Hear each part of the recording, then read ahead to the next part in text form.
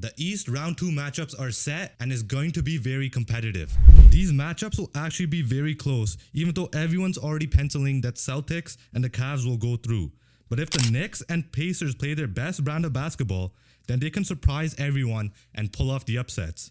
So we're going to break down these matchups and stay tuned till the end of the video because we'll also give our predictions for these two series.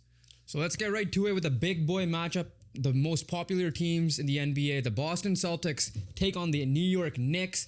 People have projected this to be a potential conference final matchup at the beginning of the year. We're finally getting it this year. And let's get right into it. But before we actually get into it, Celtics in 7? It's a slight bold take. The Celtics are still winning, but I have it going 7. I have faith in the Orlando Magic. And I have zero faith in you Magic fans or the Magic team. I am sorry. Celtics in 4. You're down the stretch. It was atrocious. Your beginning of the year gave me hope. Celtics in 7, man. Orlando let me down. Don't get me wrong. But in terms of they had the star power. Yeah. Those two players performed. Just like nobody else helped Banchero. Which is Wagner. what my point But at the end of the was. day, the Celtics just showed their class. They showed their dominance. They handle business, which is kind of one thing we were worried about last year. I know they won their series in 5s and when they won their title run, but they always allowed teams in it, which they kind of did with the Magic up until the last game. But overall, Even Celtics didn't really show any concerns to me in the first series. I mean, listen, let's start off with the Celtics. That was my first point, right? Complacency. Yes, I said it was going to be a sweep. It ended up being 5 games. But when you're watching even the games, even the last game, game 5, first half was tight. A lot of that is, that's how I expected that series to go, right? They just can't be complacent. But the good news with the Celtics team is they do play to the opponent's level to a certain degree. We saw that last year. First round, they lost a game they should have not lost. Second round, they lost a game they should have not lost. Probably should have swept their way through They probably should have been 16-0 last year. They should have been 16-0, right? yeah. Then they ended up sweeping the Pacers. And then obviously Luka Magic with Kyrie, obviously more Luka in that case was good with Dallas. So they got the 1, right? So they do play to the opponent's level, so which is good news for them. The Knicks, yeah. Because the Knicks, when you look everywhere, they have defenders, right? And obviously I know Jason Tatum missed a game. He was hurt. Jaylen Brown ended the season off hurt, but he came in here. But the thing at the end of the day with this team is they have the experience. They're the best team that's left in the playoffs, in my opinion. If you're looking at overall experience mixed with talent, they have a 6th man of the year as well. Porzingis is there healthy, he's not missing time like he did last year a little bit during the playoffs time. And the key thing for these guys is, listen, can you prevent Jalen Brunson from going off? And guess what? You have arguably, in my opinion, the best guard perimeter defender in the NBA in recent memory, Drew Holiday. And who is he partnered with? Derek White. So you want to switch? You can. Jaylen Brown's good. Jason Tatum's good. Yeah, like all 5 of their positions can defend. They have depth now a little bit with Pritchard coming off the bench, Al Horford still coming off the bench, and what's his name? Hauser? Yeah, the flamethrower. Yeah, the flamethrower. Hauser coming off the bench as well. I mixed him with Luke Cornett for some reason. I swear I'm not racist, but they're both. So they have defense and 3-point shooting coming off the bench. They have defense and 3-point shooting all in their starting lineup. So overall, this team's meshed well. Their chemistry is well. They're actually healthier than before, which is, a good sign because obviously we've seen Porzingis' injury history with these guys. So at the end of the day, there is no concerns for the Celtics. They're just showing up and executing and playing and just don't make stupid mistakes. The concern... One thing I want to say about the biggest concern for the Knicks is because the regular season matchups did not look great with these guys. Yeah, because the Knicks were horrible record against the Cavs, Celtics, and the Thunder or something. And they got demolished in these games as well. Yeah. There's not they had there probably 1 or 2 games where they hung in there and made it close, but the first game of the season, I know it's a very long time since October, but the Celtics whooped them. So here's the thing, right? With the Celtics, like I said, the complacency will probably exist in this point because we saw the cold stretches with the Knicks when they came against the Pistons. The Pistons could have forced this to 7. The foul late on Tim Hardaway Jr. on the last shot of the game, a couple of games. I think it was game 4. Yeah. Obviously, the last game they choked the lead. And Jalen Brunson heroics, which is why he won Clutch Player of the Year. He literally showed it that game, right? Thing with the Celtics they're also a 3-point jump shooting team. If their 3-point shooting is falling, good luck, right? The first game of the year, they shot historic, I think, against the Knicks, shot, right? Good news, but the good news on the Knicks side, if I'm going to transition over to the Knicks here, in correlation to that, you have OG Anunoby, you have Mikal Bridges, you have Josh Hart, you have guys that can match up with Tatum and Brown and make their shots hard at 3-point at their 3-point range. It wouldn't take them. They would have to make really good shots, in my opinion, to consistently be good, right? And Tatum and Brown are really good, and they will do that from time to time. But if you make them as a jump shooting team, then you should be able to keep this close for most of the games, right? In my opinion. That's true. Like at the end, defensively, they do match up. That's the reason why they call Mikal Bridges. Last year, we also didn't mention that, like, you know, half this Knicks teams got injured in the playoffs. Yeah, OG, I think, missed time. OG missed Game 7 of the Indiana Pacers series, and that's why the Pacers went through instead of the Knicks. Otherwise, we'd be getting this matchup last year. But overall, when you're looking at it matchup-wise, defensively, they just got to figure out how Karl-Anthony Towns could figure out his assignment with Kristaps Porzingis, and they got to figure out how to hide Jalen Brunson. And I'm assuming they're going to hide him on Derek White to start off, or Drew Holiday maybe as well, and just keep him on the point guard, because Hart's going to be. I don't think Hart's going to be a primary defender on anyone to start off. I think he's going to be the guy that's going to help double team.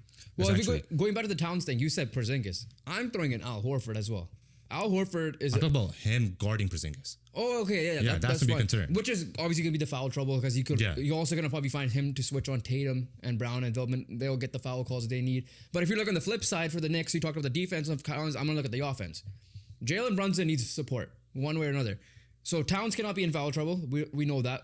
Towns hit like that amazing shot in Game 3, I think it was, to take the go-ahead lead there against the Pistons, or Game 4 probably. It was Game 4, I believe. Yeah. But if not Towns, then OG has his moments. Can he be consistent? Mikal is inconsistent himself offensively. So you need to have the support, because Horford's a damn good defender. There's a reason why the Sixers went out and got Horford a couple of years ago, because they wanted the Embiid stopper on their own team. Obviously, that didn't work out for the Sixers. Hindsight, they're now back with the Celtics, and we saw what Horford could do. Horford can defend. He's one of the better big man defenders on the perimeter as well. Length is there. That's Celtics that's just Celtics in general. You just literally explained the Celtics. They can defend any position. Any player could defend any position, essentially. Even their big guard, or not their big, even their guards can guard big men for, you know, time to time if they get switched on them. It's not a biggest concern. But overall, when you're looking at that Celtics team, it's a juggernaut. The good news for the Knicks, the very good news for the Knicks, is that they have the most important thing figured out and identified. They have a closer. And he's playing like a closer, because this Jalen Brunson's fourth quarter stats and fourth quarters is the reason why the Knicks got past the Detroit Pistons. Otherwise, the Pistons right now would be sitting in the second round if Jalen Brunson didn't heat up in the fourth quarter like he did for 5 of those 6 games. So that's the good news. I know it's going to be tough for him, but at the end of the day, he's going to have to figure it out, and he needs to figure it out, because that's the only way they will win, if their closer shows up. And it's not necessarily show up in the fourth quarter, because it's got to have to be a game in the fourth quarter, right? So, but like at the end of the day, as long as, you know, like you said, he gets his help and the Knicks play their brand of basketball, they do have a chance in here. But the only issue is it's going to be very difficult to play your brand of basketball when you're playing the goddamn Celtics. Exactly. Before we move on to the next one, though, where we would appreciate if you guys smash the subscribe button. We post NBA content like this multiple times a week. So if you're an NBA fan or a basketball fan in general, this is a place for you to be. And if you're enjoying this video, please hit the like button. And if you guys have your thoughts to share, please share them in the comment section below, because we would love to hear them, and also chat back with you guys in the comment as well. Comment down those predictions. Who is going to the conference finals? Let us know. And stay tuned to the end of the video for our predictions. We will be predicting both of these series, but let's move on to our breakdown of the Pacers versus the Cavaliers. And the first initial reaction is, I believe that this one will be a tighter and more contested game than the Knicks and the Celtics, in my opinion. Yeah, I agree with that 100%. Pacers last year got to the conference finals. Yes, I get it. They also played injured teams throughout. Obviously, the Bucks last year, even somewhat this year as well. They did, yeah. Even this year as well, with Dame being out. And obviously last year, who was the Knicks? It was the Bucks and Knicks again. Yeah. So, listen, when it comes to this Pacer team in general, they had a really good first round. At the end of the day, like, Giannis was playing in this one. Yes, was it hard to stop him? Yeah, 100%, because he's Giannis freaking Antetokounmpo, right? You drove that guy out of town probably. That's how much it might be a thing for them, right? But the one thing I look at, they voted Tyrese Halliburton overrated player of the NBA. Ever since that was announced, he stepped up big time. Some people say Pascal Siakam, your boy, is probably the most underrated player in the NBA, the way he's been performing in this playoffs as well. But when it comes to this series, I'm looking at a guy, Tyrese Halliburton, because Pascal Siakam, it's gonna be a tough matchup for him because he's gonna be locked down by Evan Mobley, the Defensive Player of the Year, with obviously what's his name, Jared Allen protecting the rim a little bit. But I'll get more to that in a second. But Tyrese Halliburton, again, he is the playmaker. He has to be more aggressive in this series, in my opinion. Yes, he needs to dish the rock out and give it to guys like if Mathurin is on the court. Otherwise, Nembhard, Neesmith, Toppin, whoever, right? He needs to be the catalyst. He needs to be the go-to guy. He needs to get Pascal Siakam open, because if he's aggressive, Pascal will get easier shots. And one last thing I want to say with this Pacer team before you go is I'm looking at Miles Turner. You're one of the best three-point shooting centers in the league, right? Him, Karl Anthony Towns, the two that come in mind, obviously Jokic. If you could stretch the floor and you could hit your shots consistently, guess who's out of the paint then? Jared Allen. What does that do? It opens this floor up for Pascal Siakam. It opens the floor up for Tyrese Halliburton, Mathurin, whoever's going to be on the court and go out there. So those are the main three keys I'm looking at with Halliburton being aggressive, and then can the other guys step up around him? The good news is that the Pacers did look, a lot more dominant in the first round. I know like the last game went to overtime and a miraculous comeback has to have happened, led by Tyrese Halliburton and obviously Gary Trent Jr.'s incredible game and two incredible turnovers. So, if I'm looking at it from that standpoint, I do have a little bit more faith in the Pacers than I did last year. And obviously last year, gaining that experience obviously helps as well. But one thing I like about the Pacers, and I agree with everything you said, I'm just going to add this one last thing, is they have depth. They can go 8 men deep, right? They don't have to run. Obviously you're going to have Siakam, Halliburton, Miles Turner on the court as often as possible, but you don't have to run them into the ground.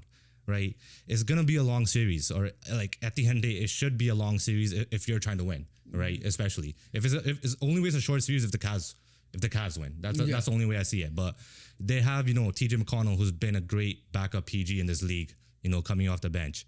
They have Andrew Nembhard, who does his thing. Good defensive player, right? He needs to be like, obviously you're not gonna stop Donovan Mitchell, but you also have Neesmith for that too as well. So like at the end of the day, you do have the perimeter defenders, to slow down Mitchell and hopefully healthy Garland. And overall, interior-wise, Miles Turner is a good interior defender, and so is Pascal Siakam. So, like, I'm going to be transitioning to Cavs a little bit and looking on the Pacers defense and offense matchups. Is where you got to look at Evan Mobley and if he's able to hit his shots as well. Because as much as it's going to be a difficult series for Pascal Siakam inside, it will be a difficult series for Evan Mobley inside as well, because Miles Turner... It's going to come down to the guard play. Yeah, it's genuinely going to come down to the guard play, and obviously at this moment, I'd rather have Donovan Mitchell 100%. over anyone in the series, right? Like, because he's been there, done that, and he can take over, and he has shown that he could take over as well. And with Darius Garland playing the way he has been playing this year, it's going to be very difficult to stop this team, top to bottom. And then on top of that, Ty Jerome coming off the bench, who was a 6th Man of the Year finalist. You go in and get DeAndre Hunter, who didn't work out as a starter like I thought he would have, but he's been amazing off the bench, right? So you got better depth pieces added throughout the year, or even the last offseason compared to last year as well, right? You're not relying on guys like Isaac Okoro and whoever else was there last year, right? Obviously, you have Max Strus, who's been really good for them in the starting lineup as well. The other thing I'm looking at outside of... Darius Garland's health is obviously the thing. The thing with this Cavs team overall is they've been so dominant. Like their first round series alone, what was it, like 100 by a margin of 122 points or some shit like that? Dominant. It was dominant, right? Regular season, dominant, right? These guys can have a close game, and in a blink of an eye, they could go like this, and you look up, it's gonna be a 20-point game. And these guys have the defensive guys. Defensive abilities for some of these guys. Obviously, the only concern defensively is going to be their 2 guards when it comes to their starting lineup. But everybody else, you have the defensive abilities to slow down these guys. The big question when it comes to the Pacers usually is like, can you win a championship with Halliburton and Siakam being your best players? We'll find out in this series if that's the case, right?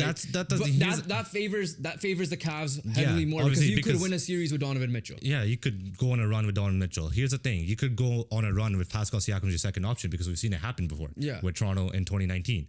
So it's going to be more a question of can Halliburton be the number one? Because at the end of the day, we know Siakam isn't, because he hasn't done it as a number one. He's done it as a number 2, and he's done a very good job at being that number 2. So at the end of the day, like you said, the weakness for the Cavs is perimeter defense if you're trying to look at one and nitpick at one. And that's where Halliburton's going to come and play and show up and be aggressive. And that's the key for the Pacers.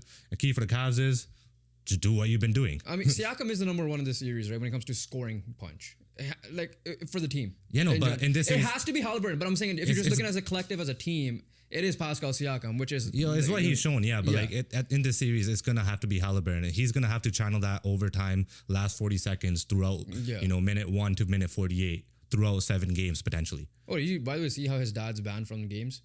Yeah, it's good, man. At the end of the day, like, if it was one of us, would have been freaking not even allowed. I mean, Haliburton was to be fair to Haliburton as well. He did say like, we gotta have a chat about it. Yeah, it was bullshit. Like, it's actually bullshit. Like, it's the most stupidest thing you've seen. Like, we hate court storming in college. Yeah. Right. So like, obviously, this is like not gonna fly with us. Yeah. And at the end of the day, if it was any other fan, they're getting like kicked out of Indiana, not even just the arena. Exactly. So like, yeah, it makes sense.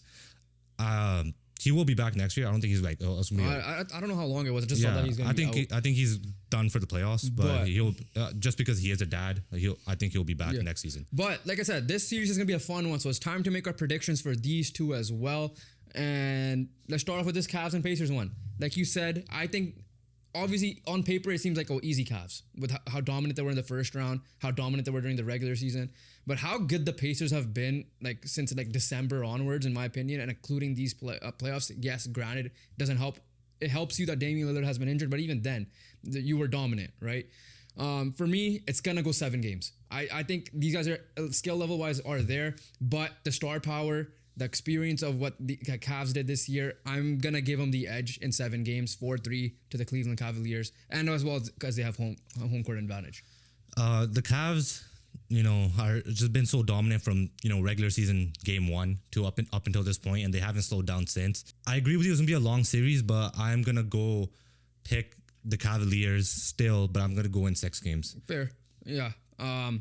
I just think the Pacers might surprise some people, and I'm that like at the end of the day, like, it's obviously, it's going to be a tougher matchup for the Cleveland Cavaliers for sure than what they had in round 1, but overall they should be coming out this series victors. It's going to take the best and the perfect Pacers game plan and execution to beat the Cleveland Cavaliers. Next up, the Celtics versus Knicks. So for me, listen, the Celtics' complacency, as I mentioned earlier, might hurt them a little bit. And then you have Jalen Brunson, who can get hot, and you have other players on the team that can get hot. I don't think this is going 7 games. I think it's because Brunson himself is somewhat banged up as well. We've seen him hobbling around in the first round of the playoffs. I am going with the Boston Celtics. I will say 6 games, though. I think that's fair. I think that's fair, yeah. The defense will give them trouble a little bit. The jump shooting. I'm getting ready for you to make fun of me because I am going to go with the Boston Celtics in 5. So, okay. Yeah, here's the reason. Here's the reasoning. Go. Here's the reasoning. I've said this all year. I said this last year. There's a simple game plan to stop the New York Knicks. It's to deny Jalen Brunson the basketball. They have 5 guys that can do that, and plus 2 more coming off the bench. It's very simple game plan. It's gonna require everyone else in the Knicks to hit their shots, and they gotta be goddamn perfect. And I know I did say Celtics in 7 against the Magic, all right? But here's the reasoning why I said that. Because what I said happened that series. I said they're gonna be good defensively, and their 2 main guys are gonna pop off, which was Banchero and Wagner. So you thought it was enough to get them 7, to get them 3 wins? Yeah, because I was expecting not Contavious Caldwell-Pope to airball all his threes and all the other stuff. So, but here's the thing with this. I know I'm also like, I shouldn't factor in regular season matchups this much because I've seen it happen. These guys, demolished the Knicks in the regular season. And I know you're laughing. I know your logic here. The logic is that they have Drew Holiday, they have Derek White, they have Jason Tatum. No, that logic is fine. I'm talking about saying Magic will go 7, but you don't have faith in this Knicks team to go 7 even 6. Bro, they couldn't stop Banchero for like 4 games. Franz Wagner popped off. You gotta hobble Jalen Brunson, and I know it's gonna be very difficult to stop him. But the thing is, they only gotta focus on stopping one guy. Here's the thing. That's the issue, and that's not because that doesn't mean like you leave the other guys open or anything. The way you stop it is by denying him the basketball, because at the end of the day, if Jalen Brunson doesn't have the ball in their hands, who's able to create offense? Either for themselves or for others. There's no one else in that Knicks team that can. I don't want to drag this on too long, but one thing I'm going to say is this. Karl-Anthony Towns, Jalen Brunson, they exist. I know you said their game plan. That game plan didn't fully work for the Magic as well. This team is also a better coach team. They're a more experienced team. You could be right. I'm not denying the fact that you're saying 5 games. I understand. I could see that reasoning. My only thing that's mind-boggling is he said the Magic, who had to go through a play-in, had to have 7 games. That's, you got a gut feeling, and it almost worked out, in my opinion. No, not really, because it kind of worked out exactly how I thought it was going to work out. There'll be close games to some bits, and then the Celtics will take off. They had 4 close games. This team is a lot better defensively, in my opinion, over the Magic. And you think they're better defensively than the Magic? Yes. The second best defense in the league? That doesn't matter when it comes to playoff time, in my opinion. I think, and I look at the personnel, I'm looking at Tom Thibodeau coaching that defense, and you have OG Anunoby. You should know that as a Raptor fan. Yeah. I'm looking at Mikal Bridges, who was a Depoy finalist, But here's Josh Hart and all these guys. Here's the thing. I've also seen Jason Tatum cook on OG Anunoby. That's fine. Yeah. But I've also seen OG Anunoby hit a clutch winning shot over this Boston Celtics team. Yeah, no, but the thing well. is this, like, the Raptors supporting cast was pretty goated. The supporting cast is also better than the Magic supporting cast. Obviously. So that's why it was mind-boggling to me. But at the end of the day... Plus, these guys are going to play like 40 minutes a game. That's true. Right. But at the end of the day, Celtics are dominant, and they have shown their dominance so far. So at the end, I don't think it's wrong to say Celtics in 5, in my opinion. But we would appreciate to hear your guys' predictions down below as well. And if you guys want to check out our 1 seeds dominating the NBA playoffs, that video will be popping up to my right here, where the Cavs and Thunder just handle business in the first round. And we'll catch you guys over there, and we'll catch you guys in the next one. Peace.